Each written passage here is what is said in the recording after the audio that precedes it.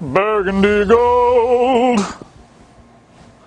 gold and silver, brown and blue, that is how can I do. All right, check this out. We've got the elf, and we've got 4 elves. That's a lot of elves. They're probably going to be making Christmas toys soon. These kind of look like Christmas toys. They look like Christmas candy. All different colors. 8 megapixel Canon ELPH. This is the SD 1100 IS. IS stands for image stabilization. So you've got IS, which everybody needs IS these days. You've got a Canon camera with awesome Canon lenses. On the back here, take a look at this. 2.5-inch screen. And they keep this camera really simple. This is something you just throw in your pocket, throw in your purse, keep in a little pouch, and take it with you. Let me close the lens up here. It's a 3x zoom as well, by the way. And take a look at how small this is. The blue one goes right into my blue shirt. And do you even notice it there? Really? Kind of? Maybe? It's smaller than cigarettes. Don't smoke. But it is smaller than cigarettes. The only thing that should be smoking is the quality of your pictures. This has the Digic 3 image processor. Now, Digic 3, the color saturation is awesome. In fact, take a look at some of these pictures here. Notice the colors. They always stand out. And one thing that's also nice, they're not oversaturated. It doesn't do that. It does take very true-to-life images. So you have Digic 3. And another nice thing about the Digic 3 processor that's in this camera, there's less noise than before. And one thing you almost always run into with compact cameras, when you're in low light, well, you need a little more sensitivity. So if you shoot in auto mode, it raises the sensitivity a little bit. And with that extra sensitivity comes noise. And noise looks kind of like a grainy TV screen, or when you're changing through the channels and you have a bad signal. Well, you get a lot of that with some cameras.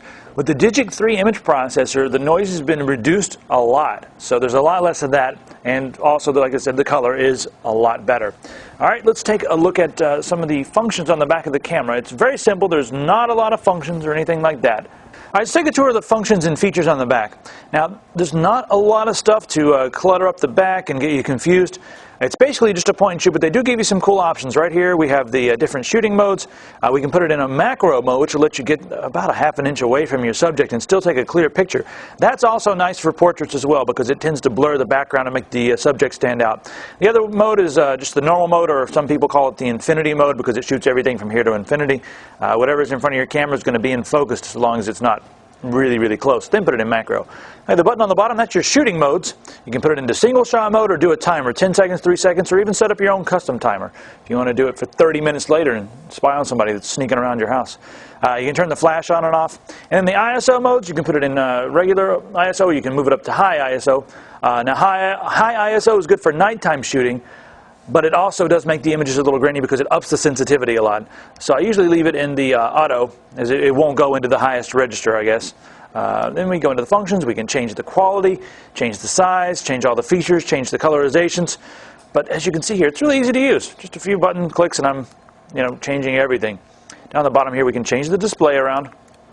There we go, turn it off. If you want to look through the viewfinder, and that's a true viewfinder because you're actually not seeing a digital display, you're actually looking through that little hole right there.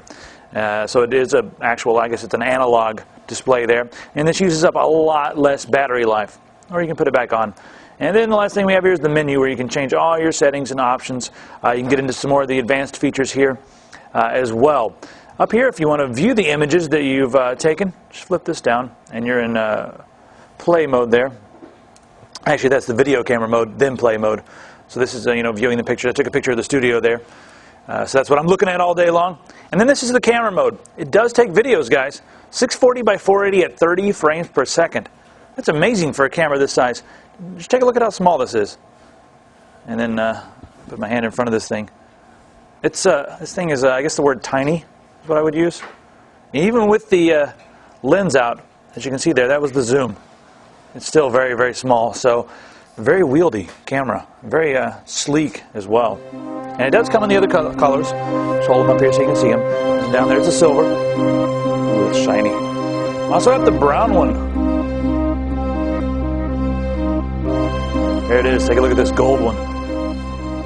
Let me mention one more really cool feature about this camera. Now, a lot of times you're trying to take pictures of your friends, and you have the camera in automatic mode. You got a couple people there, and you press the button, and instead of focusing on your friend, it focuses on like a background or some guy over here or a pole, or maybe there's a light. They're like Cameras, a lot of times, they're like bugs. They want to go straight to wherever the light is and focus on that.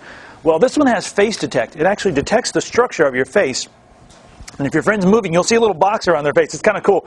And the box follows them around. So it focuses on the structure of the face, not on a light in the background like some of the other cameras, or not on a pole, not on a punch bowl at a party that's over there that's really bright, and the camera's like, ooh, bright things. They're like little kids or moths. I don't know. Little kids with moth wings that fly towards the shiny things. But not this one. It focuses on the face and makes sure that that's always crisp and in focus. So that's nice as well. So again, we have the 4 different colors here. We have the blue, we have the camel, the gold, the silver, and the brown. So pick which one you like the best. It's a Canon. It's an ELPH. It's very, very solid aluminum. And you know what? Let me check something else real quick. Made in Japan.